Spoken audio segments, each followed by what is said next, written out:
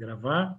Começando a gravação, não está sendo transmitido ao vivo, mas será disponibilizado depois no canal do programa no YouTube. Bom, inicialmente, boa tarde a todas e todos. Bem-vindos ao Seminário da Filosofia, mais um. Eu queria inicialmente reiterar algo que eu falei antes de iniciarmos a gravação, né? Pedir desculpas ao Beto, à Alexia e a todos os participantes, porque eu e a Miquela acabamos de assumir a coordenação, né?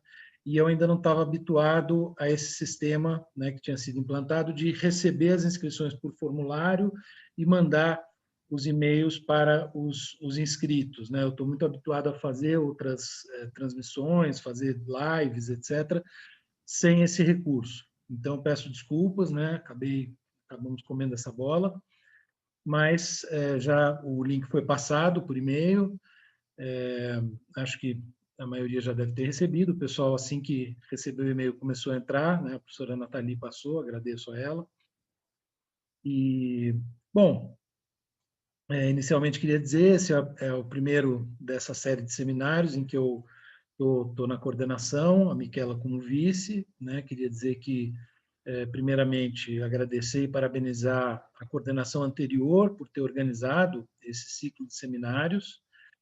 Acho que é uma iniciativa muito positiva, né? Inclusive feita em conjunto com o bacharelado, a licenciatura e o mestrado profissional, né? Quer dizer, acho que tem um trabalho integrado aí dos 4 cursos de filosofia da UFABC, né? Bacharelado, licenciatura, pós-graduação, mestrado, doutorado acadêmico e pós-graduação, mestrado profissional, né? Então, acho muito importante que a gente tenha eventos como esse, né? Então, parabenizo a coordenação anterior pela iniciativa, e agora estamos dando continuidade, né? E temos hoje, então, o prazer de receber o Beto Canseco, que foi aluno nosso, né? Foi aluno meu na disciplina de Problemas Filosóficos no terceiro quadrimestre de 2018, inclusive, e hoje está como professor da UFABC, professor visitante. É um prazer e fico muito feliz de tê-lo agora como colega, Beto. E vamos ter a professora Alexia fazendo a mediação do evento, né? A quem eu também agradeço pela presença. Agradeço também a presença dos demais professores do programa que estão aqui conosco, aos alunos do programa e a todos os presentes, né, que vieram acompanhar esse seminário. Tendo dito isso, eu passo a palavra à professora Alexia, que vai conduzir os trabalhos. Alexia.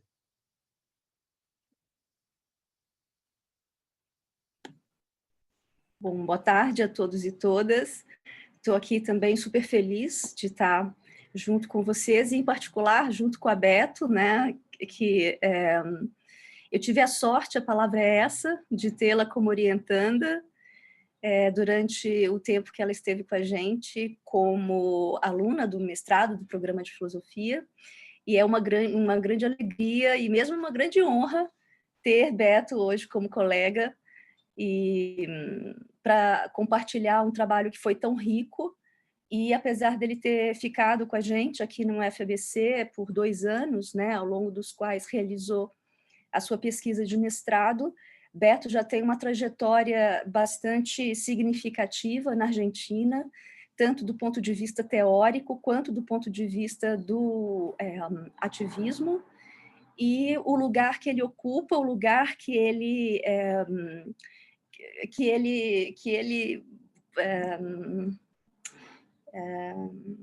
porque o lugar não existia, por isso que eu estou pensando que palavra usar, né? Na dissertação de mestrado, o primeiro capítulo dele é justamente dedicado a pensar esse lugar como feminista, né?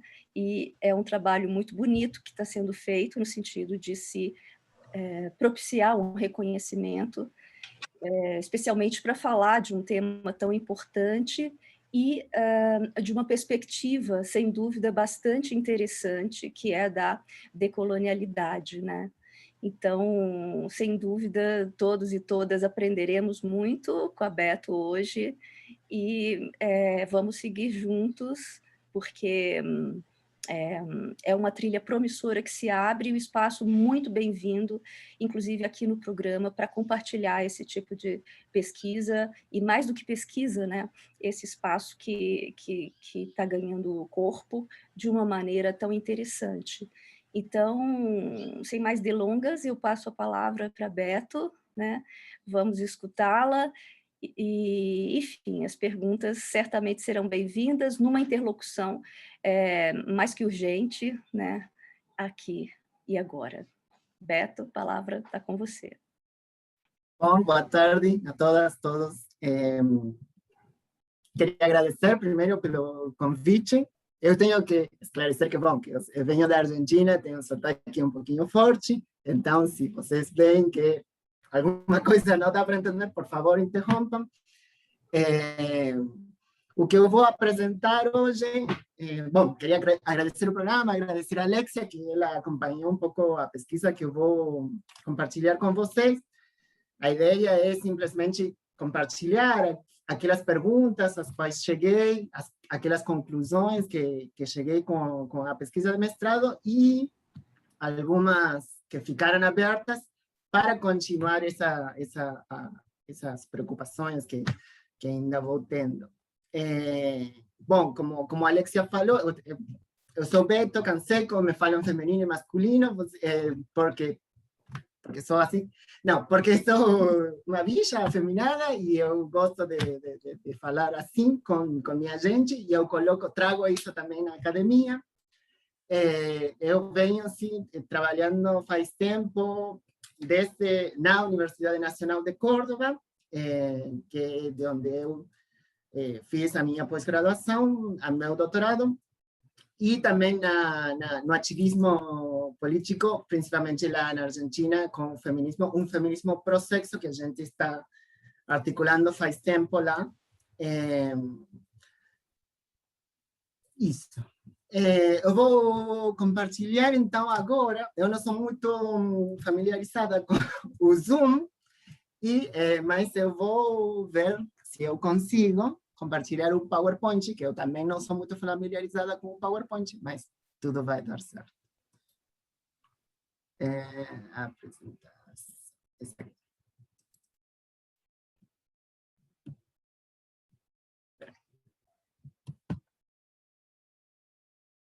Dá para ver? Sim. Tá. Como eu falei, então, o que eu vou fazer é simplesmente... Eu preparei uma apresentação muito longa, depois agora cortei nessa última hora, então eu não sei quanto tempo vai durar, mas se vocês veem que ficou muito longo, vocês me dizem para, e eu paro. A conversa vai ser igualmente, espero que seja muito produtiva para seguir conversando sobre essas questões que são importantes para a gente, para uma comunidade democrática que tentamos pensar juntos. Posso voltar a falar desses prazeres, justiça erótica e luta anticolonial, é o nome da conferência. Eu coloquei aí, eu escolhi as imagens, eu tive muitos problemas com o PowerPoint, mas esse aí é a imagem, a capa de um poemário, de um livro de poemas de Cristina Peri Rossi, que é uma uruguaia lésbica, e é um livro de poesia erótica, então por isso eu coloquei aí uma lésbica usando sua própria voz para falar desses prazeres. E o que a gente vai falar é de sexo. Então, eu queria começar com um fragmento de um poema que diz, en español: perdón por las molestias, estas lenguas no solo hablan tragedias, también mojan, abortan, menstruan, cogen. Desculpa pela inconveniência, estas línguas não só falam de tragédias, também molham, abortam, menstruam, transam. De Lenguaitazo Marrón, de Sandra Condorí Mamani, que também é uma lésbica boliviana migrante na Argentina. Sim?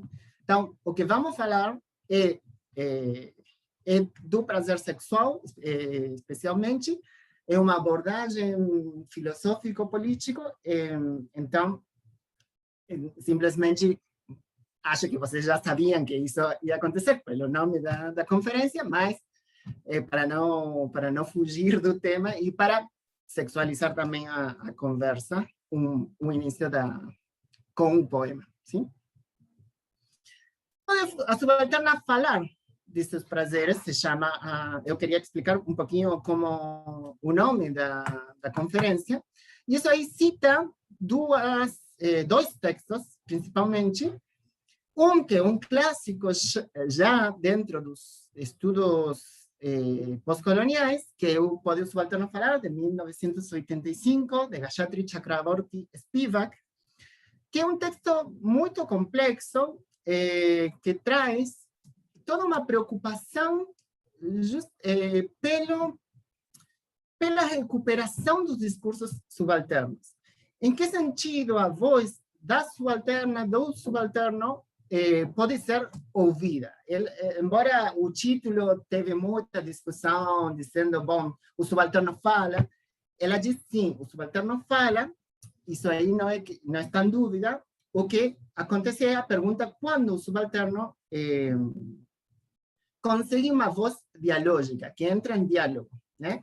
Então, na recuperação que se faz da voz subalterna, ela denuncia aos intelectuais ocidentais, principalmente ela entra em diálogo com dois autores como Deleuze e Foucault,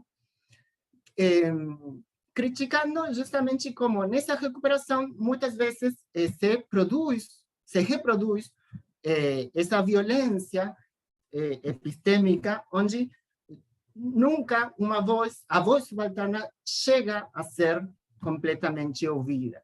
E que não tem a ver com que não haja uma voz fisicamente falando, mas que tem uma matriz discursiva, tem uma... sim, onde a voz nunca chega a ser completamente... Não se criam as condições de possibilidade para que essa voz consiga ser ouvida, né? O texto é muito complexo, tem muitas questões, mas o que ele está tentando trazer é justamente essa crítica a um sujeito ocidental que não se constitui sem a produção de um outro colonial, racializado não, porque não é, para Spivak o racial não é tão importante, mas um outro colonial, o sujeito ocidental nasce nisso, e, bom, quando a gente quer, com as melhores intenções, trazer essas vozes dos subalternos, das subalternas principalmente, no final do texto dela, que é o que a gente tem que ter cuidado para pensar justamente essa recuperação. E se é possível. Finalmente, ela diz que o subalterno não pode falar, ela responde não.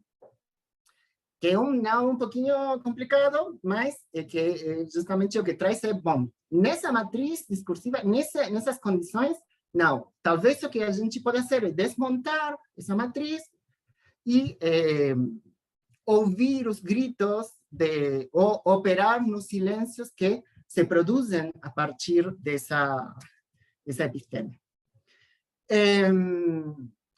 Denise Ferreira da Silva, que é uma filósofa brasileira que trabalha como professora na Universidade de British Columbia, em Canadá, traz a pergunta de Spivak e também responde não, ou pelo menos nesse texto, Toward a Global Idea of Race, que não sei se, acho que está em tradução ainda, não sei se está em português, em espanhol não está, mas que é um texto muito complexo também, muito longo, que faz uma desmontagem da ciência e da história do século XIX, porque ele encontra que não basta com que os coletivos falem suas diferenças, mas que justamente na linguagem, sim, no momento em que tentam falar suas diferenças culturais, uma matriz resolve essa voz subalterna e volta a subalternizar, né? Como Gayatri Spivak, Denise Ferreira da Silva está chamando a atenção a como uma voz não basta com que a voz apareça, mas também que tem uma matriz, eu chamo da matriz discursiva, talvez elas não digam nesses termos, agora eu não lembro, mas tem uma matriz discursiva que não permite que essa voz chegue a ser ouvida. Por aí vai, né? Então, quando eu estou perguntando, pode a subalterna falar desses prazeres? Pode a subalterna falar? A primeira parte da pergunta é citar essas perguntas que estavam trazendo essas duas autoras, que estão trazendo essas duas autoras, né? E que as duas têm problematizado e tentando desmontar essa matriz discursiva, né? Agora, eu pergunto pelos prazeres. Pode a subalterna falar desses prazeres? E isso aí tem a ver com um compromisso teórico-político ou uma preocupação teórico-política com o feminismo pro-sexo, que é um feminismo que uma corrente dentro do feminismo que nasce finais dos 70, começo dos 80, nos Estados Unidos, preocupado com uma tendência dentro do feminismo estadunidense, com a hegemonia discursiva que estava tendo um movimento anti-pornografia que postulava uma sexualidade feminista. Na discussão sobre sexo, em um contexto muito particular, que é a ascensão da nova direita nos Estados Unidos, uma época de muita repressão sexual, onde estavam se tirando a verba dos estudos da sexualidade, onde se perseguia grupos minoritários, grupos eróticos, comunidades eróticas minoritárias. Nesse contexto, o feminismo tinha uma voz sobre o sexo que, para as feministas pro-sexo, estava sendo muito problemática, né? Na discussão sobre a prática sexual, o feminismo, elas achavam, as dissidentes do feminismo, o feminismo pro-sexo, que não era um grupo majoritário, que era preciso colocar uma voz pública outra que problematize justamente essa sexualidade feminista da qual estavam falando as feministas anti-pornografia. Quais eram os grandes problemas para as feministas pro-sexo dessa sexualidade feminista da qual falavam as outras? É uma disputa interna dentro das feministas, como terão visto, né? E que dividiu as águas e teve muita virulência. A gente pode falar disso depois, mas é isso. Porque umas a outras se acusavam de você não é feminista, a sua posição é antifeminista. Então, o que você pensava do sexo expulsava você do grupo, do movimento emancipatório. Dois grandes problemas. Por um lado, um vínculo entre sexualidade e violência muito complexo que podia ser. Ou que o sexo era per se violência, sim? Que o prazer sexual ou a sexualidade era o jeito em que se assegurava, se garantia o vínculo entre a dominada e o dominador, sim? Então temos que quebrar isso que os une, ou que solidifica, que estabiliza esse vínculo. Então, a sexualidade, deveremos sair deveremos, nesse momento, não, porque não eram as bichas, eram as mulheres. As mulheres deverão sair desse vínculo, portanto, deverão cortar com o sexo. Esse era um jeito um pouquinho radical. Ou falavam, quando as feministas falavam de sexo, falavam sempre dos perigos do lado violento do sexo, sim? Na vida sexual das mulheres, quando vamos falar de sexo, diziam as feministas pro sexo, costumamos falar de estupro, assédio, e ficamos lá, de violência, ficamos lá. E nunca conseguimos chegar a falar de uma vida sexual plena, de desejo, dos prazeres. Acontece que quando a discussão vai para esse tema, fica numa dimensão muito importante, claramente muito importante e muito real, que é a violência, mas fica uma parte que a gente nunca chega a tocar. Sim? Esse era um problema. Na vida das mulheres, sempre, no momento estamos finais dos 70, princípio dos 80, onde o sujeito político do feminismo está muito claro que é as mulheres, e não tinha ainda as críticas que vêm dos feminismos interseccionais, feminismos negros e chicanos, nem do feminismo mais pós-estruturalista que chega no 90. Né? Então, o sujeito político é muito claro que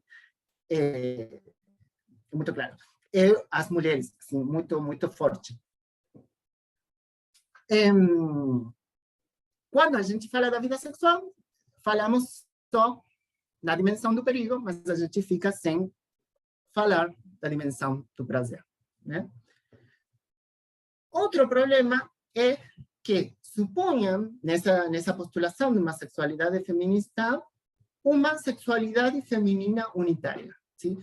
Todas as mulheres experimentam do mesmo jeito a sexualidade. E quem não vive desse jeito, ou que não experimenta desse jeito, está sendo alienada, está sendo lavada seu cérebro por valores masculinos.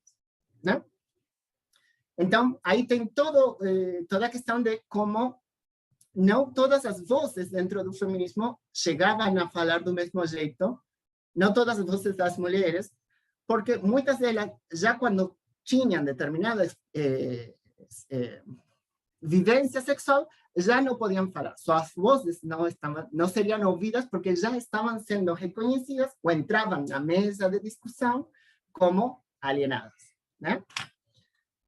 Aí no PowerPoint está algumas das páginas do Diário da Conferência em Sexualidade, que foi um evento muito importante na articulação do feminismo pro sexo no ano 1982.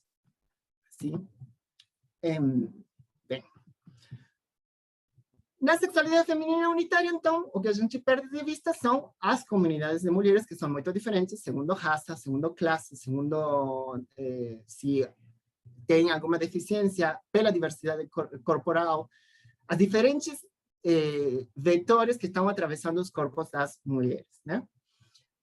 Não só isso, as feministas pro-sexo vão falar especificamente da sexualidade, da prática sexual, como algo que tem uma política interna própria, então merece uma abordagem específica. Né? Por isso vamos falar de hierarquias sexuais segundo as práticas, que não é só que sejam lésbicas ou heterossexuais. Esse seria uma parte da sexualidade, que seria a orientação sexual. Poderíamos discutir isso, mas vamos aí facilitar a questão. Mas não é só isso, mas também como ser lésbica, que práticas sexuais se levam adiante, se é sadomasoquismo, se é mediado por vídeo, sim? Tem várias formas de fazer sexo que não é só orientação sexual. Né? Então, elas falam principalmente Gayle Rubin, mas não é a única que fala desse conceito de variação sexual benigna. Sim? Gayle Rubin é talvez a mais conhecida do feminismo pro-sexo, e porque é uma feminista muito conhecida. Para quem estuda feminismo, sabe que Gayle Rubin é uma das primeiras que fala do sistema sexo-gênero. Né? No texto de 1984, que Pensando o Sexo, Notas para uma Teoria Radical das Políticas da Sexualidade, ela fala dessa necessidade de pensar que a diversidade de formas de praticar sexo não é uma questão ruim, não é mais que algo bom, que o outro, a outra, experimente de um jeito diferente a sexualidade, é algo que enriquece a comunidade humana, que me enriquece meu conhecimento, embora eu não compartilhe o jeito em que essa pessoa tem sexo, né? Ela diz, em geral, quando a gente pensa no próprios normas sexuais, a gente coloca como universal essa norma. Se eu gosto disso aqui, ou se eu sinto nojo por determinada prática, a outra pessoa também deveria sentir, sente ou deveria sentir, né? Se não sente é porque está alienada. A sexualidade feminista, né? Postulada pelo outro grupo. Então ela diz, temos que ter um conceito de variação sexual benigna que nos ajude a pensar justamente na variedade de formas de ter sexo das mulheres, em princípio das mulheres. E ela diz, uma moral ligada e democrática deveria julgar os atos sexuais pela forma através das quais um parceiro trata outro, uma parceira trata outra, o nível de consideração mútua, a presença ou ausência de coerção, e a quantidade e qualidade dos prazeres que eles proporcionam. Quer os atos sexuais sejam héteros ou gays, em casal ou em grupo, nus ou com roupa íntima, comercial ou não comercial, com ou sem vídeo, não deveriam ser preocupações éticas. Então, ela coloca, não é que cada quem pode fazer o que quiser e as feministas não vão pensar as questões éticas dentro da sexualidade, mas ela coloca que tem algumas questões que são de preocupação ética e tem algumas questões que talvez é simplesmente parte da diversidade humana, né? Aí, o que um conceito que pode nos ajudar a pensar justamente esse feminismo pro sexo é o de justiça erótica, sim? Que é um conceito que, na verdade, que Jill Rubin traz, assim como muito rápido, fala de justiça erótica, mas que depois eu tento conceitualizar de um jeito mais detido, mais... eu tento me deter um pouquinho mais nessa conceitualização. E eu encontro que pode ser justamente nessa primeira intuição das feministas pro sexo, que é pensar prazer e placer, coloquei em espanhol, não sei o que aconteceu aqui, mas prazer e perigo, né? O que eu quero dizer é o seguinte, vamos pensar que o nosso, porque esta é uma questão de agenda do feminismo, agenda dos movimentos emancipatórios. Quando eu quero pensar a proteção contra a violência, que muitas vezes é nosso objetivo dos movimentos emancipatórios, eu não posso deixar, ou eu e o feminismo pro sexo, na verdade,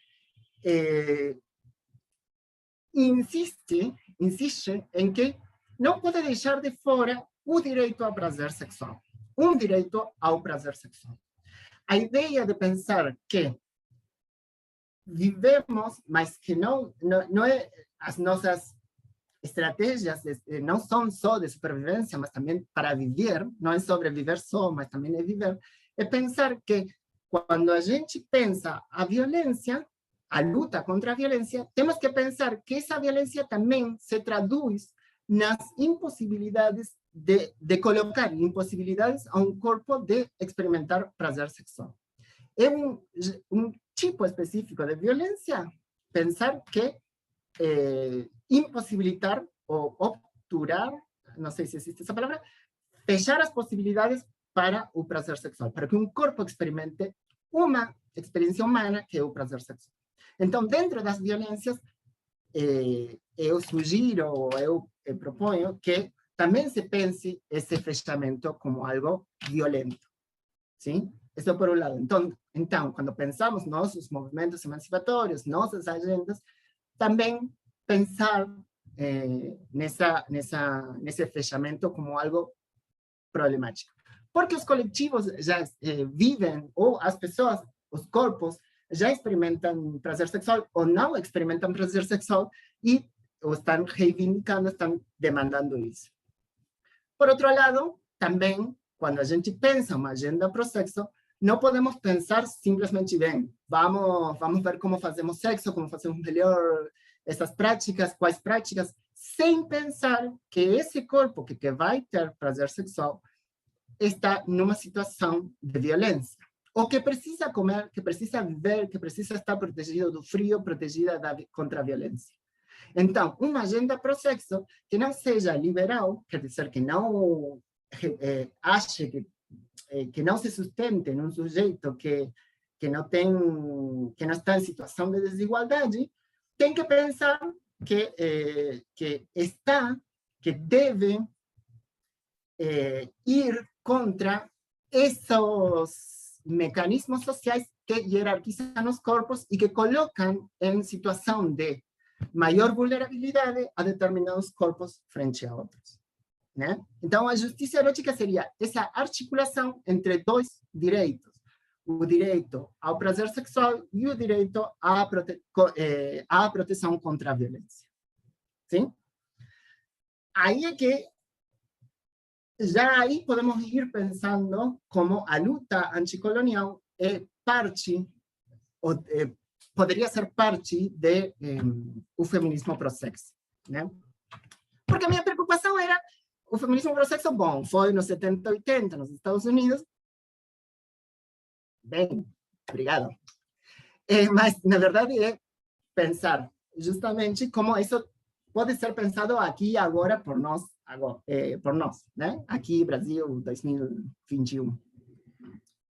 Uma tradução, que também a gente pode falar disso, mas melhor não. Para isso, para articular a justiça erótica, esses dois direitos, essa agenda nos movimentos, Gayle Rubin fala de Gayle Rubin é a principal, mas as outras também falam de uma teoria radical da sexualidade. Quer dizer, uma teoria que consiga ir para a raiz das questões sexuais. Uma teoria que deve identificar, descrever, explicar e denunciar a injustiça erótica e a opressão sexual, que necessita, portanto, de ferramentas conceituais refinadas, com as quais possa compreender o problema e mantê-lo visível, que produza descrições ricas da sexualidade na forma como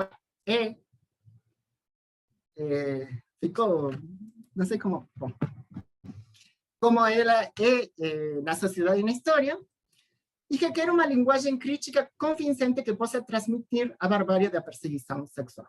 Né? Nós precisamos, como intelectuais, como movimento, que não é só, que é teoria, praxis, uma teoria radical da sexualidade. Né? Por aí vai o feminismo pro-sexo. Sim? Até aí, como a primeira parte da proposta.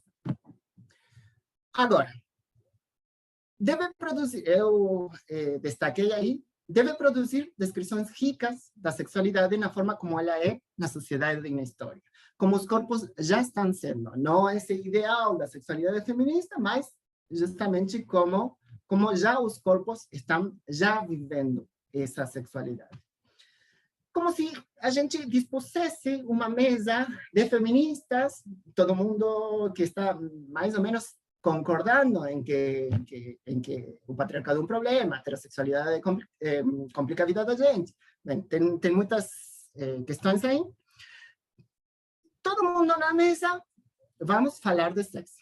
Sim? Vamos falar das nossas experiências, porque é a partir daí que a gente vai poder construir teoria. O feminismo sempre partiu das experiências das mulheres para pensar conceitos, noções.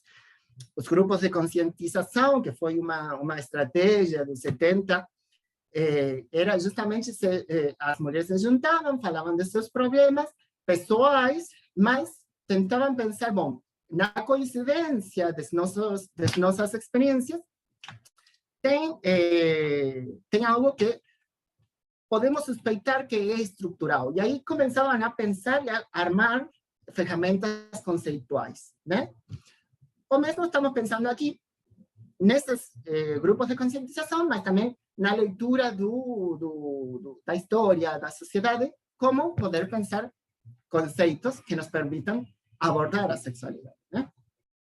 Agora, bem, todo mundo na mesa. Mas, no começo eu tinha falado justamente de que todo mundo pode estar na mesa, mas quem pode falar? Sim? Quem pode falar desses prazeres? Quem pode falar de suas resistências sexuais? Se a gente tem um olhar, uma perspectiva anticolonial, a gente começa a suspeitar da mesa mesma, né? Da mesa onde estamos sentados, né? Porque não todo mundo vai falar do mesmo jeito. E a linguagem mesma está aí fazendo com que determinadas, a linguagem, os vetores de opressão, vai fazendo com que determinadas vozes possam ser ouvidas e outras não, né? Então, por isso é que o início da proposta tem a ver com perguntar, justamente, nessa mesa onde todo mundo vai se sentar a falar de sexo e armar uma teoria radical da sexualidade, todo mundo vai ser ouvida, sim? Por isso pode a subalterna falar de seus prazeres. Bem, e aí então é que vou para determinadas feministas que estão pensando já desde essa crítica à colonialidade ou à continuação do horizonte colonial, como isso aí tem produzido subalternidade, demarcado subalternidade, né? Então, se a gente quer ter uma agenda pela justiça erótica, teremos que pensar essa demarcação específica da subalternidade, né? Espera aí que vou tomar um mate porque vou morrer.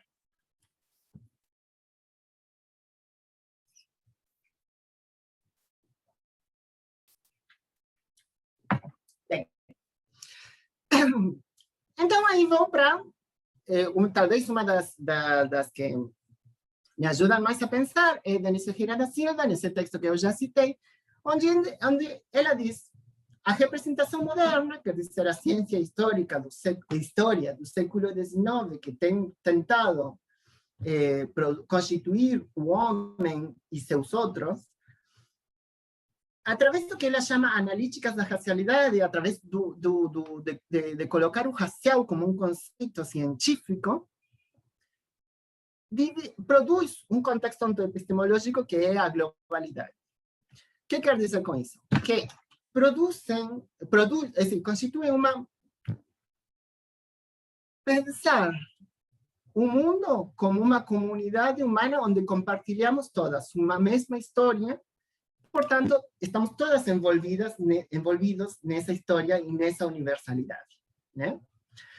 Estar envolvidas nessa universalidade faz com que o sujeito tenha que se perguntar como chega a dizer que os sujeitos, ou para constituir um sujeito que consiga dizer verdade, o que as analíticas da racialidade têm feito é produzir um sujeito situado e historizado, o sujeito europeu pós-iluminismo, e um exterior constitutivo, talvez essas palavras são mais butlerianas, mas um outro que, contra o qual se constitui o sujeito. Um sujeito de transparência, vai dizer Denise Ferreira da Silva, que é a transparência, essa capacidade de autodeterminação, essa capacidade de superar as determinações da natureza e de outras mentes superiores, né? Para ser sujeito, o candidato a sujeito tem que ser transparente, tem que ser um sujeito de transparência. Então, esse sujeito burguês não diz, europeu pós-iluminismo, contra outros subalternizados de outras regiões do mundo que são afetáveis e, portanto, incapazes de superar essas determinações da natureza e das outras mentes superiores. Isso aí também fala de um jeito específico de se vincular com a natureza como um outro que não é sujeito. Quer dizer, traz uma noção específica também de natureza. Bem, essa divisão que se faz através do racial e que Depois, Denise Ferreira da Silva vai contar toda a história de como se faz isso em 3 momentos, que eu não vou entrar aí, mas que ela traz toda essa história, tenta desmontar toda a história através da qual se produzem esses 2 sujeitos. Ela traz isso e para dizer finalmente como esse sujeito europeu pós-iluminismo navega através da branquitude para prometer esse sujeito de transparência também em outras regiões do mundo, né? Porque ela está tentando explicar, ela está tentando pensar a violência racial, né? Essa é como a pergunta inicial. Como chegamos a pergunta ética? Por que não fazemos pergunta ética quando a população negra morre, né? ¿Por qué no? ¿Por qué no tem indignação? ¿Por que não há uma indignação ética? Bom, e ela vai ir até lá, de Kant, Hegel, também Darwin, Cover, vai tentar ler os diferentes textos da representação moderna para tentar explicar justamente como se faz uma divisão ali, né? Podemos pensar também ali a sexualidade desse sujeito afetável, esse sujeito que é preso pelos impulsos da natureza, pelo corpo, que seria essa parte mais natural. Então, começamos com, eu tento pensar com Denise Ferreira da Silva, essa desmontagem, não sei se existe essa palavra,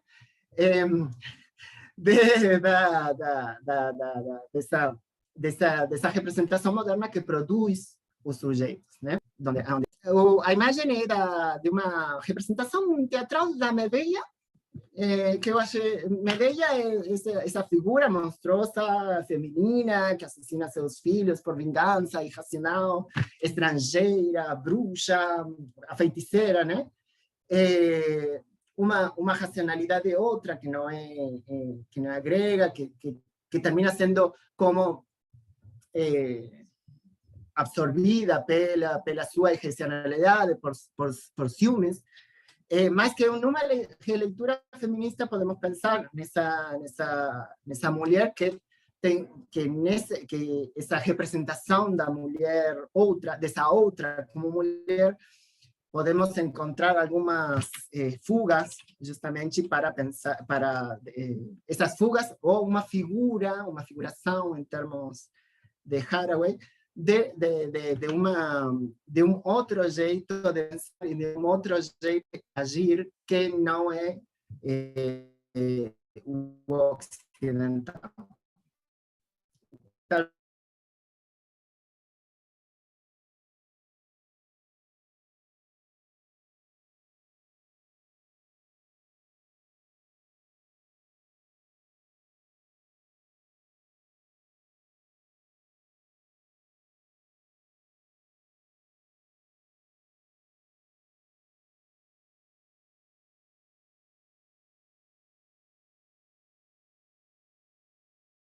Saídas ao sujeito de transparência, porque parecia que fosse aí, bom, todo mundo tem que passar por esse requisito, e eu encontro que os estudos críticos da deficiência podem ser um lugar onde podemos encontrar alternativas. Depois eu vou voltar porque eu não encontro alternativas em Denise Ferreira da Silva, mas no final.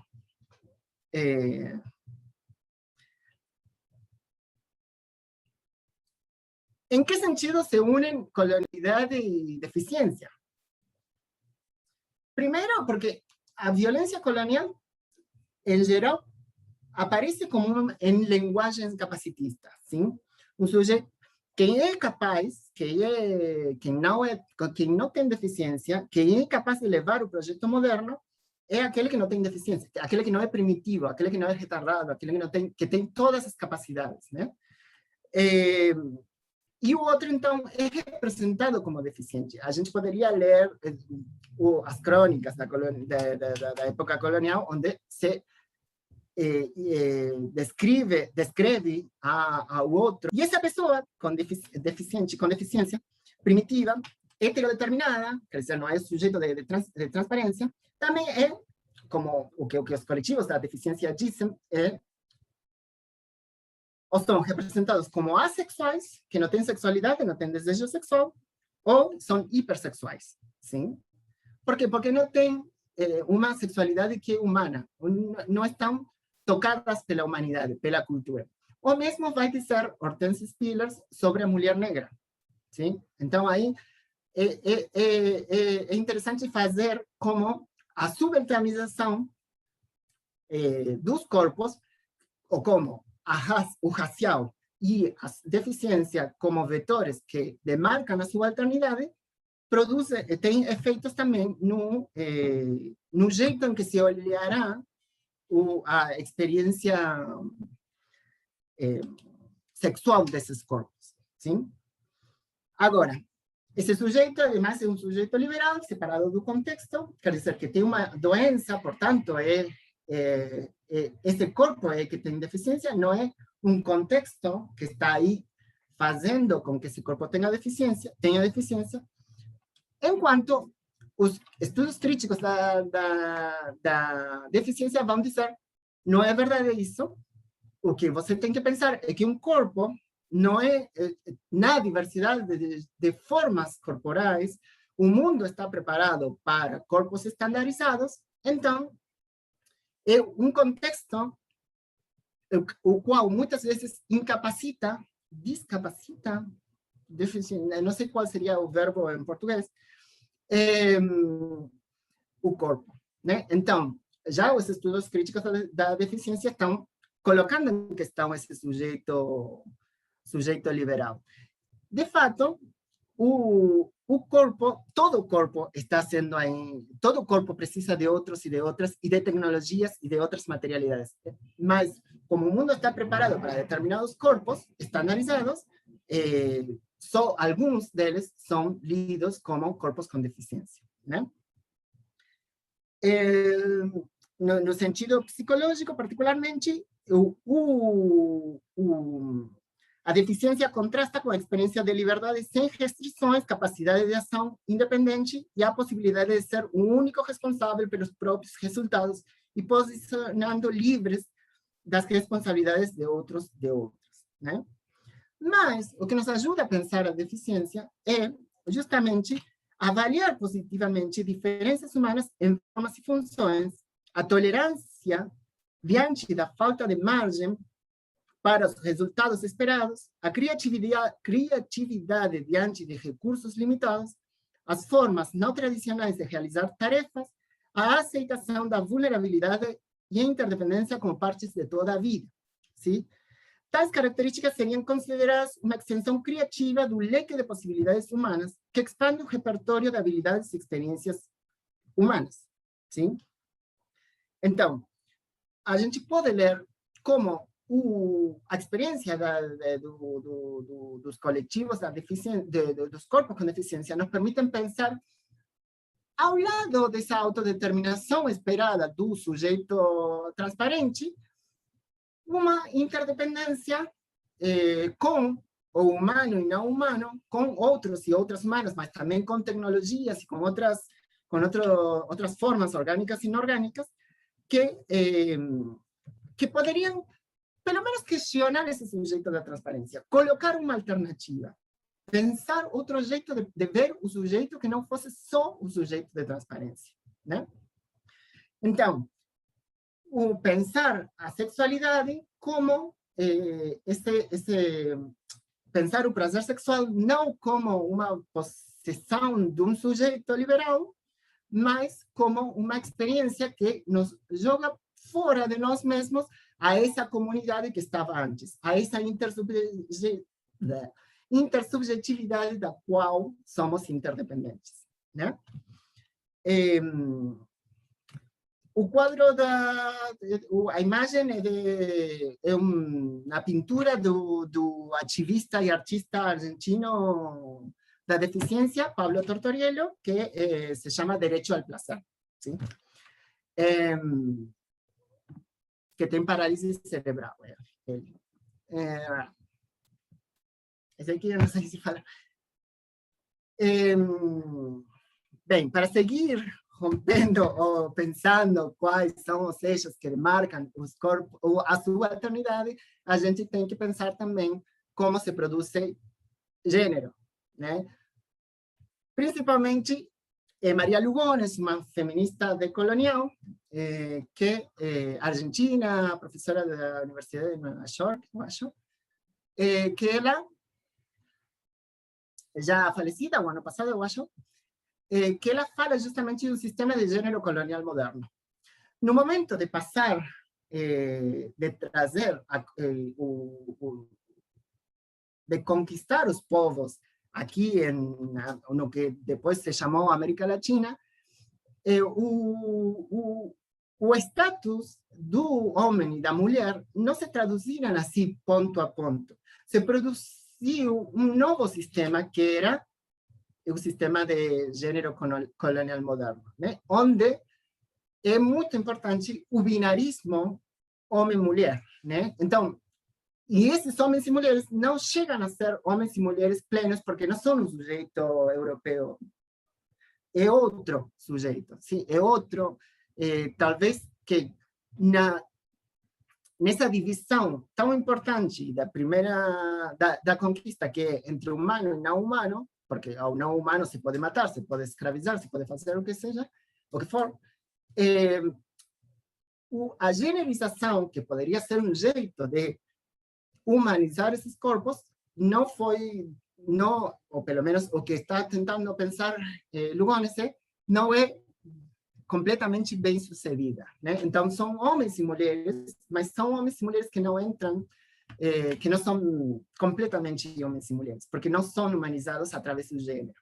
E de fato, essa ontologia de gênero que traz a colonização apaga muitas opções, muitos gêneros que não são um homem e mulher, como, por exemplo, a da foto, que é a das muxes em México, né? Na foto temos a Amaranta Gomes Regalado, que é uma ativista muxe, muito importante dos direitos, e que ela tenta pensar no diálogo entre o trans e o muxe, como tem diversos gêneros que foram apagados não, porque ela existe, que tentaram ser apagados com esse binarismo heterossexual que trouxe a conquista. Não é, Lugones faz esse exercício de pensar o antes da conquista, e tem muitas feministas decoloniais que fazem isso, mas não é para pensar um paraíso terrenal ao qual a gente tem que voltar, como se fosse um antes que não acontecia nada violento, éramos todos felizes, mas sim para apresentar uma contingência no que está acontecendo com essa hierarquia hoje. Não sempre foi assim, essa função de trazer esses exemplos, e também para resgatar justamente esses gêneros que tentaram ser apagados. Muitos deles, pode ser que sim, mas muitos deles ainda resistem, né? Isso para pensar também na sexualidade feminina unitária, né? Quando a gente está pensando as mulheres, sem pensar na complexidade de como se chega a ser mulher em determinados contextos, como se chega a ser homem, como se chega a ser o que for, temos que ter em conta como isso também forma parte de um jeito específico de hierarquizar os corpos, que é a heterossexualidade, é o binarismo, e que, segundo Lugones, vem com a colonização, especificamente. Agora, todo mundo sentado na mesa, né? Vamos falar de sexo. Mas, aqui, os Foucaultianos e Foucaultianas na sala vão dizer, mas você está obrigando as pessoas a falar de sexo. Qual é o problema? Para quem não conhece da proposta de Foucault, o dispositivo da sexualidade, esse processo histórico que começa no século XVI, mas que se intensifica no século XIX, que obriga as pessoas a falar de sexo, não é, para Foucault, não é tão importante para estudar o sexo na modernidade como ele foi censurado, mas como ele foi obrigado a falar, a produzir discursos sobre sexo, nessa ligação entre sexo e verdade, através de uma técnica específica que é a confissão, porque o sexo traz a verdade mais profunda do sujeito. Bom, se eu estou fazer o que eu me perguntava, bom, as feministas pro sexo estão tentando pensar que todo mundo se senta na mesa, por isso a gente tem que se perguntar pues, se a subalterna pode falar, blá, blá, blá, blá. Bem, mas falar de sexo intensifica como não cair na armadilha de um dispositivo da sexualidade que, aliás, vai dizer a Laura Stoller, nesse texto Race and Education of Desire, não sei, fica aí, vocês leem, History of Sexuality and the Colonial Order of Things, que não é só, foi também usada para subalternizar os corpos, para demarcar essa subalternidade através do sexual nas colônias, né? Então, não é esse jeito de unir sexo e verdade através da confissão é também problemático na hora de pensar desde uma perspectiva anticolonial, né? Então, temos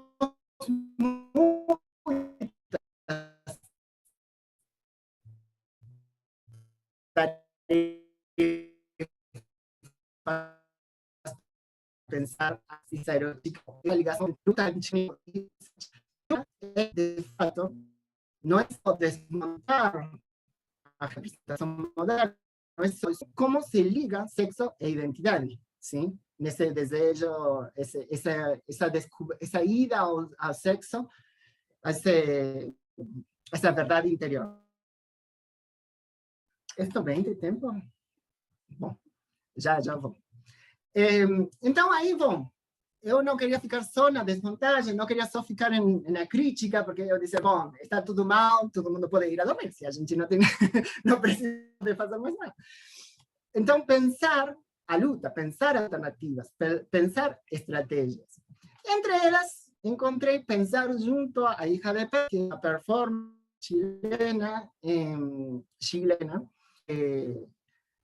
que ela também já faleceu, e ela traz uma série de perguntas sobre si mesma no texto Interpretações Imundas de como a teoria queer coloniza nosso contexto sudaca mundista, perturbando com novas construções de gênero aos humanos encantados com a heteronorma, esse é o título do texto.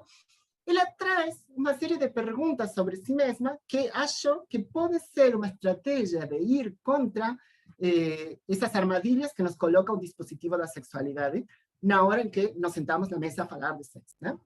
Ela diz sobre si mesma: seria uma travesti, sodomita, lésbica, ardente e metropolitanizada? Seria uma bissexual afeminada em pecado com traços contrasexuais e delírio de transgressão à transexualidade? Seria uma tecno-mulher anormal com caprichos ninfômanos multissexuais carnais? Serei um monstro sexual normalizado pela academia dentro da selva de cimento? Serei uma vida castigada por Deus por invertida, torta e ambígua? Serei um homossexual ornamentadamente empatecada, feminina, pobre com inclinação sodomita capitalista? Serei uma travesti penetradora de buracos voluptuosos dispostos a devires ardentes? Ou serei um corpo em contínuo trânsito identitário em busca de prazer sexual? Né? As perguntas que ela faz sobre si mesma não é uma pergunta pelo desejo interior, procurando uma identidade. Cada pergunta fala dela, fala da identidade dela, não é que ela não está encorajada, que não está plantada, que ela não está numa identidade, mas que essa identidade vai se transformando com cada pergunta, né? Talvez a proposta é pensar justamente nessa possibilidade de exploração de prazeres, mais do que a procura de um desejo interior, né?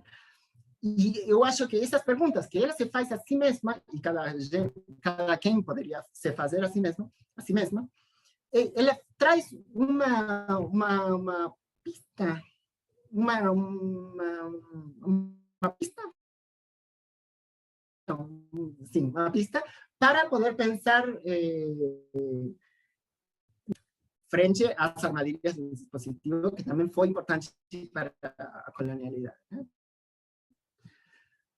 Pensando na luta, uma segunda parte, minha língua de serpente, minha voz de mulher, minha voz sexual, minha voz de poeta, trago aqui a voz de Gloria Anzaldúa, falar justamente como, na desmontagem dessa matriz, será importante o uso das línguas, que aí trago um evento político que é o besazo em espanhol, que se beijar publicamente em lugares onde não estava permitido.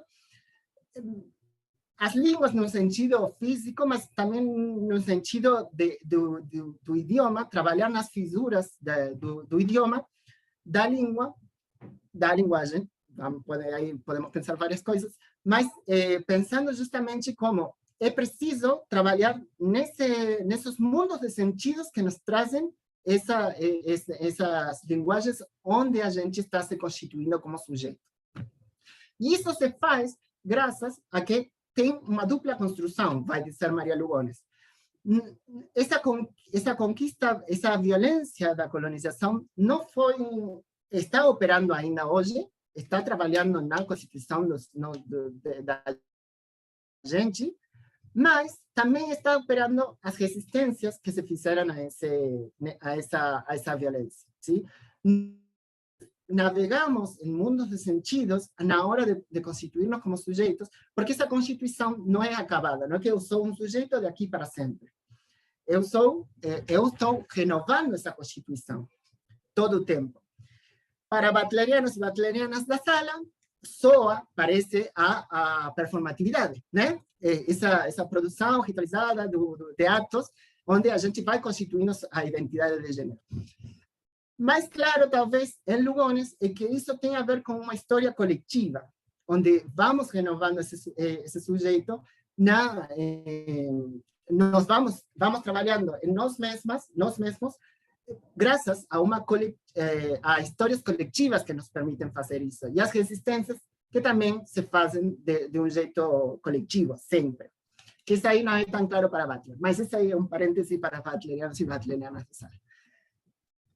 Finalmente, então, luta anticolonial e justiça erótica, como pensar junto esses dois conceitos, talvez porque a luta é um convite para pensar a luta anticolonial e a luta contra a violência que supõe essa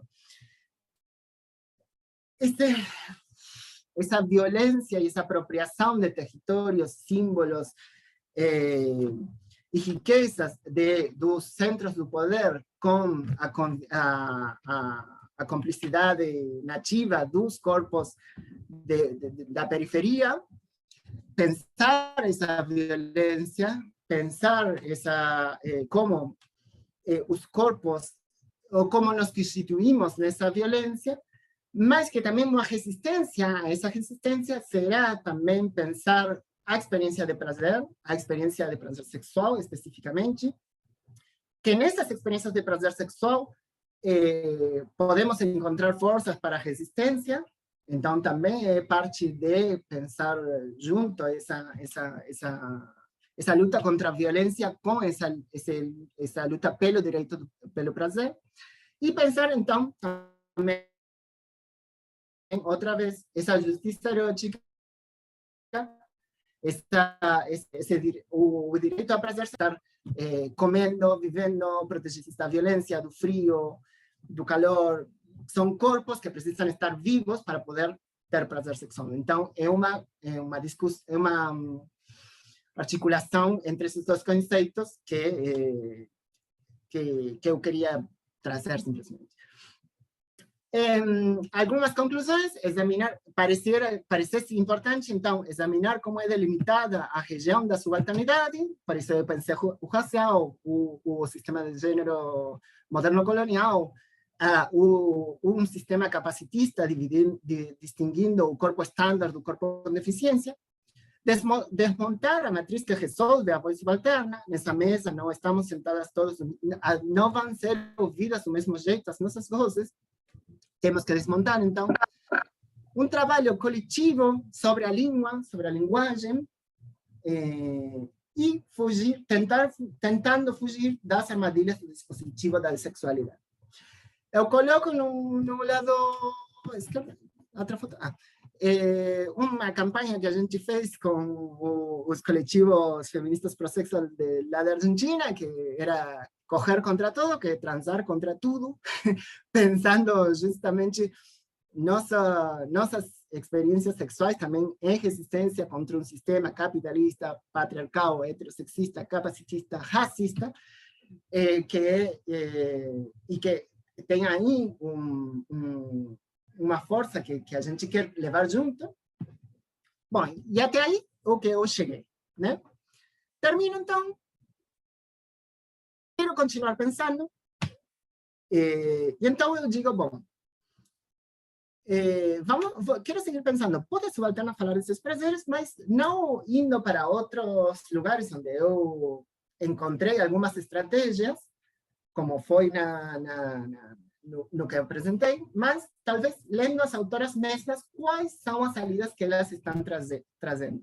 Por isso eu quero reler, recuperar, bem, os efeitos de silenciamento, como elas caracterizam determinadas autoras, estas 3 autoras que vocês estão vendo, Gayatri Chakraborty Spivak, a indiana teórica pós-colonial, Denise Ferreira da Silva, brasileira, vivendo em Canadá, e eu adiciono, coloco também para pensar junto a Silvia Rivera Cusicanqui, uma socióloga boliviana, que também pensa o horizonte colonial e as violências do horizonte colonial. Então, pensar os efeitos de silenciamento, como elas caracterizam isso, e pensar quais são as saídas que elas encontram a isso. Porque talvez eu fiquei, sim, pensando a violência, o silenciamento colonial, Spivak e Ferreira da Silva, mas eu não consegui encontrar, pelo menos nessa primeira leitura, quais eram as saídas. Mas parece que sim tem. E eu quero estudar um pouquinho mais. E eu coloco aí também alguém mais próximo da minha experiência, que é Silvia Rivera de Cusicanqui, pela proximidade com a Argentina e com o norte argentino particularmente, né? Então, colocar na mesa essas 3 pensadoras e pensar junto, bom, quais seriam as saídas. E aí seria um pouquinho mais, de um jeito mais filosófico tradicional, ir aos textos delas, para que não me joguem fora da academia filosófica. Não, para pensar junto com elas, porque acho muito interessante e eu acho que ainda não tirei tudo o que eu queria pensar junto. E é isso. Pode subalterna falar desses prazeres, mas eu acho que a pergunta tem que ser feita. E é isso. Bom, isso. Me cansei.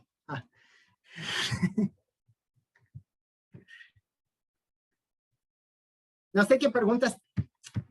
A gente fala junto, que a gente... Quer dizer, não tenho respostas. Tenho algumas pistas que eu tenho pensado, mas para seguir pensando junto, né? Porque estamos pensando uma luta pela justiça, quer dizer que é uma questão muito importante, muito grande, como para pensar numa só pesquisa.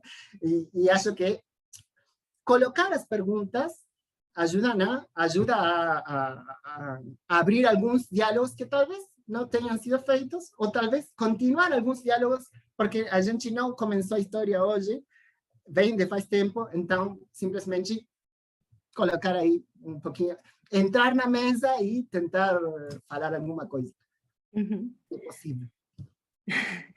Obrigada, Beto, pela apresentação inspiradora, né, instigante. Eu estou cheia de perguntas aqui.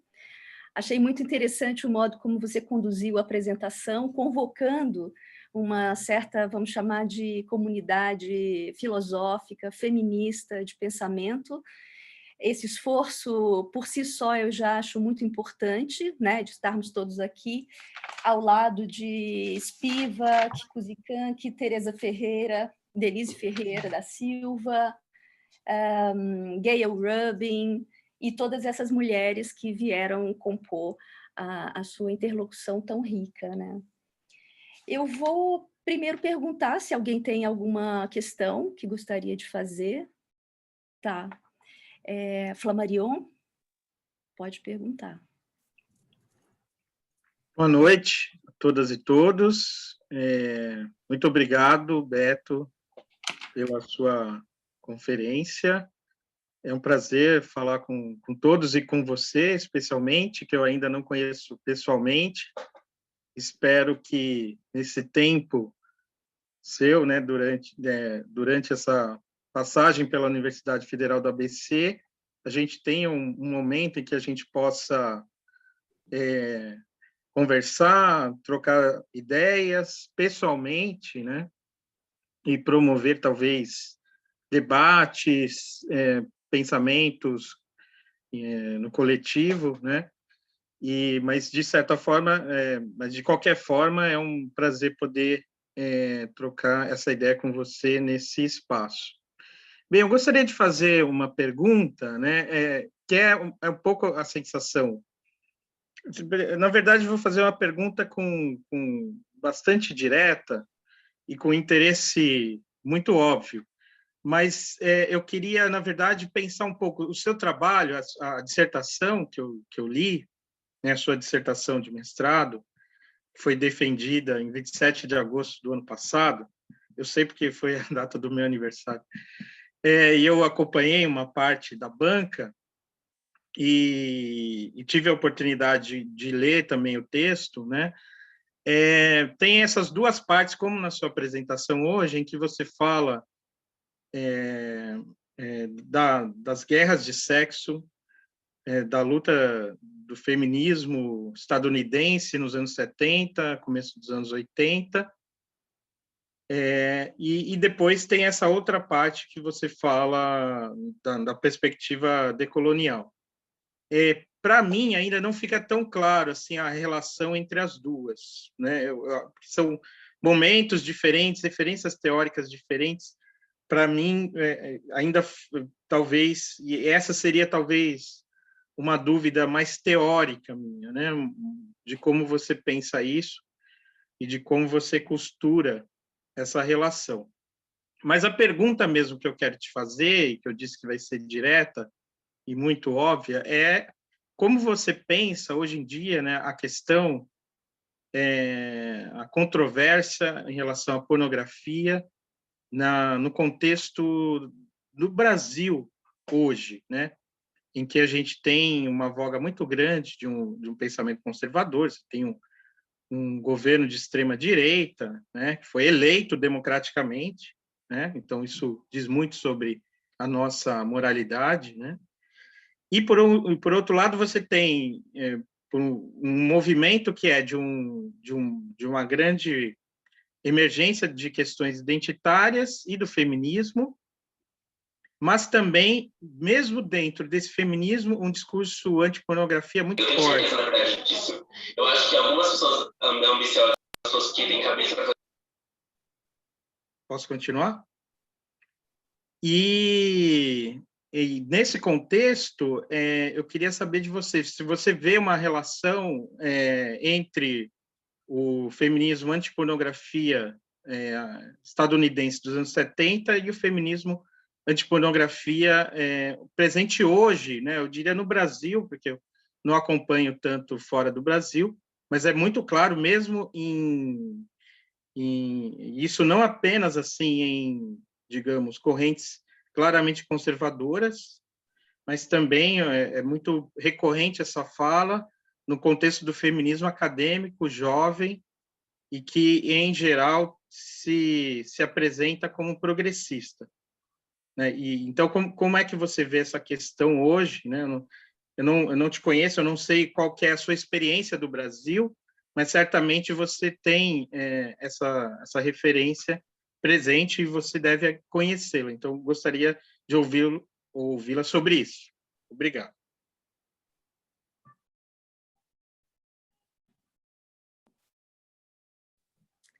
Pode falar. Ou a gente faz uma roda de perguntas? Como você prefere?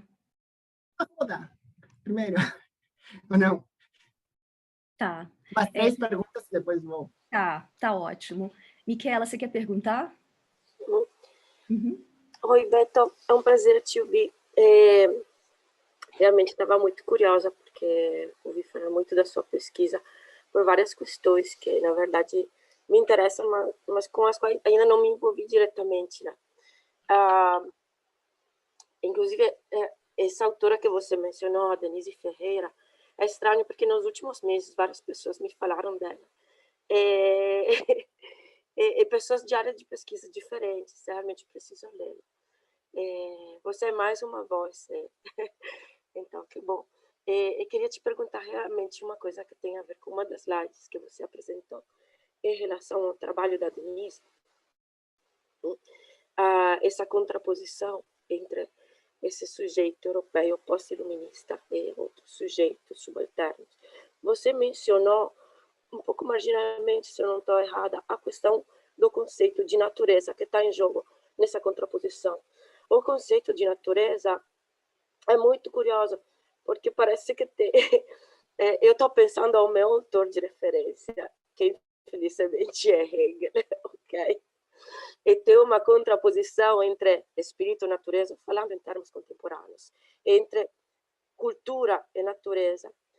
Me parece que nessa contraposição entre cultura e natureza, que é típica do pensamento hegeliano, mas acho, em geral, da tradição ocidental, tem uma visão, tem um binarismo que me parece bastante perigoso, e que talvez a natureza seja um pouquinho mais complexa, de como é europeia. Estou acostumada a pensar, estou me questionando muito sobre isso também por outras leituras que eu fiz, graças a várias amigas que trabalham coisas bem mais legais daquilo que eu trabalho normalmente. Eu estou pensando, por exemplo, aos trabalhos da Fausto Sterling sobre a reflexão sobre os intersexuais. Então, uma visão um pouco diferente de natureza em relação à qual eu estou acostumada na minha matriz, né, que parece excluir um monte de coisas. E é isso, queria te ouvir um pouco mais sobre essa questão. Eu te agradeço de novo, aprendi muito e espero poder aprender muito mais conversando contigo. Obrigada. Bom, a Marília cedeu a vez dela, então eu vou fazer uma pergunta, porque eu não estou me contendo mais. E eu vou aproveitar a deixa da Miquela, falando da Denise Ferreira da Silva, que eu estou fascinada com ela, a verdade é essa. É dificílima, né? Super complexa. E o que eu queria saber de você, Beto, é porque ela faz esse movimento na tese de doutorado, que é de levar adiante a analítica da racialidade, né? Criticando os pilares ontoepistemológicos da modernidade colonial, racista, etc. E no trabalho mais recente, que é a Dívida Impagável, ela tem buscado explorar outras epistemes ou outras formas de pensamento para além dessas bases ontoepistemológicas que sedimentam a modernidade colonial. E, para isso, ela vai desde da física quântica a dispositivos artísticos, né? Ela tem participado de diversos seminários em instituições artísticas, como é o caso do MASP, por exemplo. E eu percebo que você disse que não tem alternativas, mas elas existem, com certeza. Eu também acho que elas existem, a gente só não descobriu ainda muito bem onde elas estão. Eu queria saber se, com base no seu trabalho e a importância que você concede à questão da linguagem, e de modo mais específico ainda, na sua dissertação de mestrado, você fala muito em tradução, né? E na potência política, né, da tradução como expediente decolonial, descolonial, anticolonial, whatever. Bom, o que eu queria saber já nem sei mais. Não, o que eu queria saber é o seguinte, se você acha interessante e se você tem lido e acompanhado esse esforço da Denise de pensar com base em outros expedientes, né, que possam contribuir para aquilo que ela chama de imaginação política, né? E isso ela tem buscado muito junto à arte e à estética, né? Eu queria que você comentasse um pouco isso. Isso que eu ia perguntar. E se a sua mobilização da linguagem, em particular da tradução, poderia ser, de alguma maneira, análogo a esse esforço da Denise de pensar formas de resistência para além dos pilares ontoepistemológicos que sedimentam nossa modernidade colonial. E aí, essa é a primeira rodada, você pode responder as 3 perguntas, e aí a gente abre para mais uma sessão de perguntas. Obrigada, Beto. Eu que agradeço as perguntas. Não são fáceis. A primeira dizer, a relação que eu tento costurar entre feminismo pro sexo e a luta anticolonial ou a perspectiva anticolonial tem a ver justamente com essa tradução, né? Como pensar o feminismo pro sexo como um texto que está sendo lido agora, ou que, quer dizer, quando a gente traduz um texto, está propondo que esse texto é bom, que esse texto tem perguntas para fazer hoje, né? E então, trazer esse texto hoje, tem que, na tradução, a gente faz com que escolher palavras da língua receptora, tem coisas que fugem, tem coisas que aparecem, sentidos que aparecem aí, e o esforço em fazer essa tradução do feminismo pro sexo dos 70 e 80, desde uma perspectiva descolonial, tem a ver justamente com pensar essa preocupação das feministas pro sexo por uma multiplicidade de vozes, mais que em apagar para fazer uma única norma sexual, né? Nessa multiplicidade de vozes é que aparece, então, o problema se pode falar o subalterno ou não.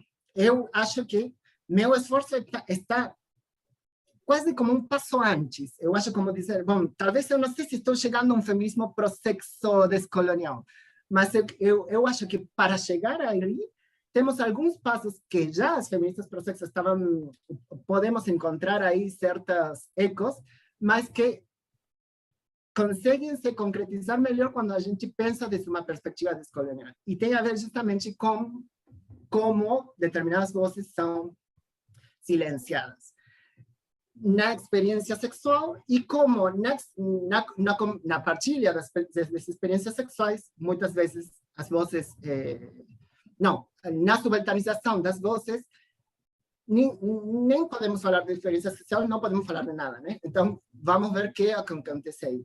Tem outras coisas também aí que eu tento costurar, como a questão dos gêneros, aí, pensando não numa mulher como sujeito político forte, mas na multiplicidades que vão vão possibilitando outras agendas. Mas tem várias coisas aí, mas eu acho que a chave está em pensar que eu estou tentando preparar um caminho para o feminismo pro sexo. Mais do que pensar, esse é o feminismo pro sexo anticolonial, eu tenho a resposta. Não, vamos pensar junto? Bem, vamos pensar junto, e essa é a mesa, vamos a dispor uma mesa que seja um pouquinho mais justa com as vozes subalternizadas, que é um problema que as feministas decoloniais, que tem uma crítica à colonialidade, têm colocado de um jeito muito agudo, né? A controvérsia pornografia no Brasil. Eu acho que o problema está, outra vez, em pensar, o que as feministas pro sexo têm pensado justamente é na polarização. Outra vez, pensar que todas que as vozes sobre a pornografia, seja porque entendem que a pornografia é uma tecnologia que pode ser usada a favor das mulheres também, ou das identidades dissidentes, ou das lésbicas, ou que é um gênero ficcional que a gente no qual pode trabalhar, ou seja, que uma posição onde a pornografia é violenta per se, não é minha posição, que isso aí, que esse tema não obture, que não feche as possibilidades de conversa entre feministas e entre feministas. No diálogo no qual vamos pensar as agendas feministas, não pode ser que esse tema jogue fora da mesa. E acho que essa é uma das intuições das feministas pro sexo, que entendem, bom, vamos ter controvérsias, mas vamos tentar que essas controvérsias sejam em um contexto onde estamos todas lutando por estratégias contra o patriarcado, contra a heterossexualidade ou a heteronormatividade, segundo como vocês queiram falar. Então, nesse sentido, eu acho que uma das intuições mais importantes é que na polêmica sobre determinado tema não jogue fora do movimento emancipatório. O qual não quer dizer que não tenhamos disputas, que todo mundo tem que concordar, não acho que seja esse não acho, eu não acho, acho que não é bom para um movimento, né? Porque está em movimento, justamente. Mas que essas disputas, e principalmente com a pornografia, que é um tema dentro de muitos, não seja esse o que jogue fora ao outro, a outra. Eu, particularmente, encontro que a pornografia é um mecanismo que as feministas têm conseguido usar também para pensar. A pornografia, em que sentido? O que é a pornografia? A pornografia é a representação. Se a gente diz que a pornografia é a representação explícita de atos sexuais, se é isso, que é uma definição possível, bem, isso aí pode ser usado a favor das nossas agendas. Se a pornografia são os locais, se a gente coloca uma definição sociológica, que são os locais e as éticas de trabalho da indústria pornográfica, bom, vamos pensar a indústria pornográfica. Bem, que pode acontecer ali que a gente pode pensar o patriarcado na ética de trabalho, de qualquer trabalho, e também na indústria pornográfica, né? Se vamos a criticar a representação das mulheres, vamos discutir assim, a representação das mulheres na pornografia, bem, vamos discutir a representação das mulheres na pornografia, como discutimos desde que começou o feminismo, na literatura, nas telenovelas da Globo, em diferentes lugares, sem dizer que esses são per se o demônio, né? Vamos discutir. E acho que é interessante e é sadio a gente discutir isso, sem que isso quebre a solidariedade feminista. Obviamente, nossos corpos estão hierarquizados em uma sociedade, e isso aí a gente sabe, porque a gente estuda isso e faz tempo e luta contra essas hierarquias. Então, como pensar junto pensar juntos, juntas, essa luta. Denise Ferreira da Silva. Sim, acho que todo mundo tem que ler, mas é muito complexo. Eu acho ela muito interessante e ela é muito séria filosoficamente é muito complexa. Eu achei muito estou fascinada também com Denise Ferreira da Silva. Eu convido a ler, mas não achem que é fácil. A questão da natureza, eu acho que tem a ver justamente, eu estou pensando principalmente em como pensar que um sujeito é heterodeterminado o que não é possível que ele supere as determinações da natureza. Estamos pensando num jeito a natureza que tem a ver com um outro completamente que não é vivo, mas que é um outro mecanizado, talvez, ou que é um outro que não forma parte no qual eu posso me descontextualizar, parece assim, porque eu tenho que superar isso aí, tem um binarismo, como você falou. E eu estou pensando em autoras como Susan Bordo ou Caroline Marchand, que estão falando justamente da natureza na modernidade, como muda o conceito de natureza que permite o nascimento da ciência moderna e o capitalismo, né? E como isso tem efeitos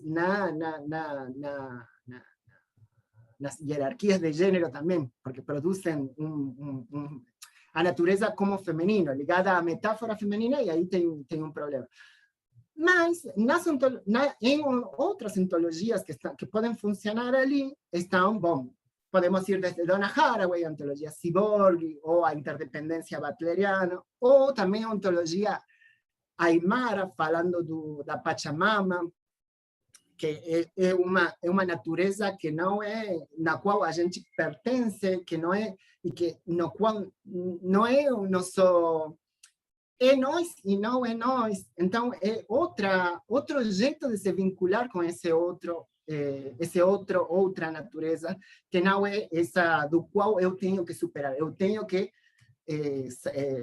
conseguir me autodeterminar frente a ela, né? É outro jeito, talvez uma solidariedade, uma colaboração entre entes orgânicos, não orgânicos. Bom, aí a gente pode pensar muitas outras ontologias, mas eu acho que é uma oportunidade de pensar. Eu acho que Denise Ferreira da Silva não fala tanto disso, mas que permite pensar, permitindo pensar com outros autores. E falando da Denise, na verdade, eu estou lendo A Dívida Impagável, também outro texto complexo. Na verdade, eu não termino de entender, mas eu acho que aí tem uma saída. Aí ele está mostrando uma saída. Ou tem artigos onde ele está... Eu li principalmente falando de poesia negra, ou poesia desde uma perspectiva feminista negra.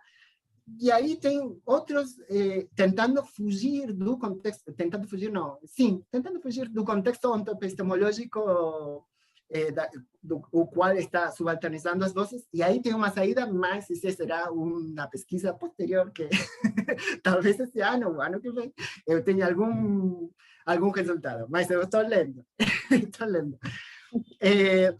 Pensar a tradução, que eu tal qual como eu estou pensando, não sei porque eu acho que ela tem muito claro qual é o contexto ontoepistemológico, tempo, espaço, ela tem aí como uma questão muito fina, e eu tentava pensar nas fissuras que a linguagem deixava, né? Então, aí é uma brecha, e bom, a gente tem que ir lá, porque estamos operando contra a matriz, na matriz. Então, talvez, não sei se eu consigo sair do contexto epistemológico, mas estou pensando como o contexto epistemológico talvez falha por definição. Nesse sentido, sou muito butleriana. Para os butlerianos e butlerianas da sala, eu estou pensando sempre o erro da matriz, a matriz que precisa se reproduzir e, portanto, para funcionar, para ter poder, para reproduzir poder, e então nessa repetição a gente pode fazer alguma coisa aí, na brecha. Não sei se consigo, mas essa é a intenção. Não sei se é a mesma, eu deveria ler um pouquinho mais de Denise Ferreira da Silva para ver se por aí vai também a proposta dela. Uhum. Ok. Obrigada pelas respostas. A Marília pediu a palavra. Tem mais alguém que gostaria... Bom, Marília, quer fazer sua pergunta? Quero sim. Obrigada, Alex. Obrigada, Beto, Fernando, Miquela, todo mundo que está aqui. Bom ouvir, Beto, sua fala mais uma vez. E a minha pergunta é uma pergunta bem precisa, que é o seguinte: eu queria retomar a sua pergunta. O título dessa palestra pode a subalterna falar de seus prazeres. Eu queria propor uma inflexão na pergunta e eu gostaria de ouvir como que seria possível respondê-la.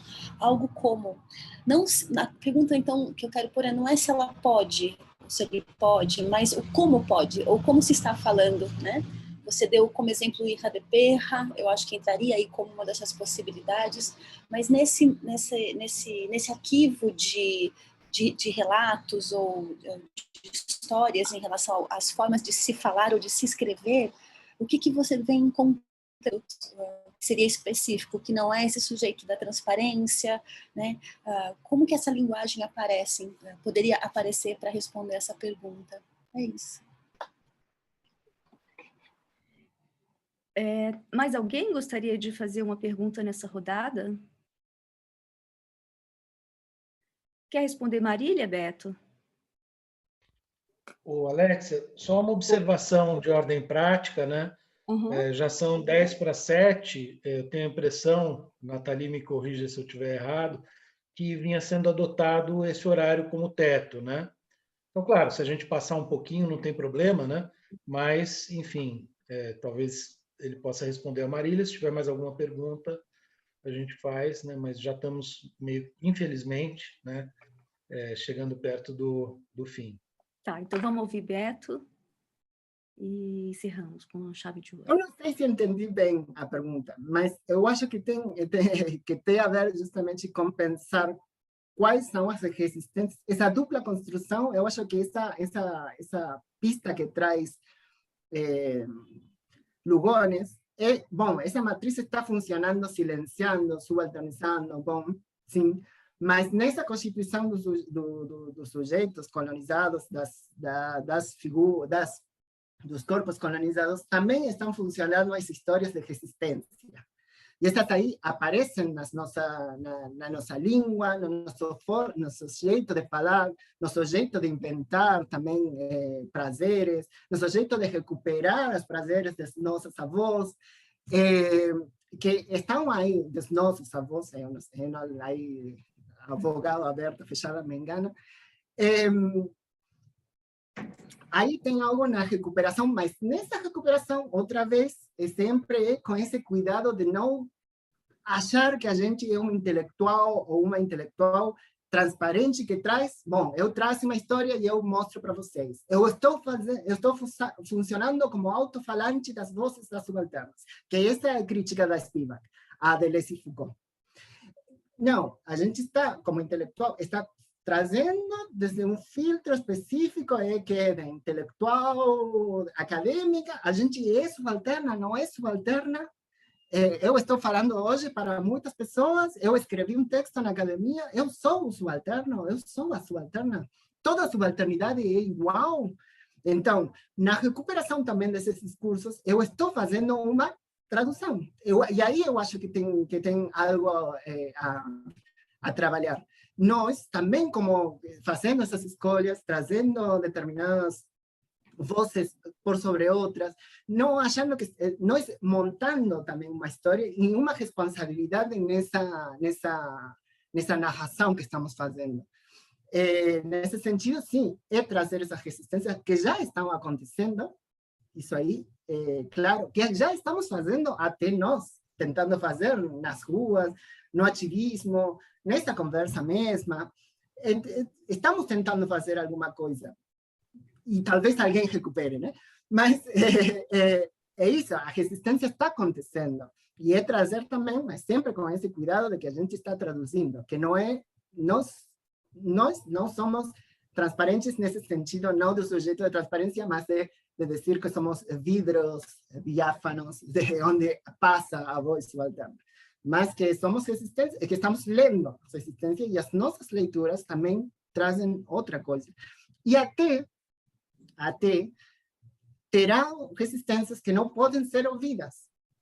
Sim? E esse aí é um cuidado que a Spivak diz. Bom, sim, tem vozes que aparecem e que podemos tomar, mas tem vozes que não, e temos que conseguir operar nos silêncios que a matriz está, no silêncio violento na qual a matriz está disposta, se constitui. Né? Tem silêncios que temos que fazer gritar e que é nosso exercício como intelectuais, talvez, mas que não vamos conseguir ouvir nunca, porque a matriz foi muito violenta e está sendo muito violenta. Né? Então, pode falar o subalterno? Sim e não, vamos ver. Mas a pergunta tem que ser fazer persistentemente, ou essa é a sugestão que pode nos ajudar a pensar juntas, uma agenda feminista pro sexo. Bom, então, obrigada, Beto. Obrigada a todos e todas pelas perguntas, pela interlocução, por pensarmos juntas formas feministas, né, de resistência. E, Fernando, você quer encerrar formalmente? Queria agradecer, antes de fechar tudo, queria agradecer o convite de novo, queria agradecer por ouvir a fala e pelas interpelações. E, bom, a gente convidar a seguir pensando junto, que acho rico e necessário, urgente. Não, muito legal. Eu queria agradecer ao Beto, agradecer a Alexia pela mediação, agradecer a todos os presentes, aos docentes do programa que vieram, aos alunos, enfim. Então é isso. Daqui a 2 semanas temos o próximo seminário da filosofia com a professora Patrícia, que estava aqui presente, não está aqui presente. Então nos vemos em breve. Boa noite a todas e todos e até. Valeu, gente.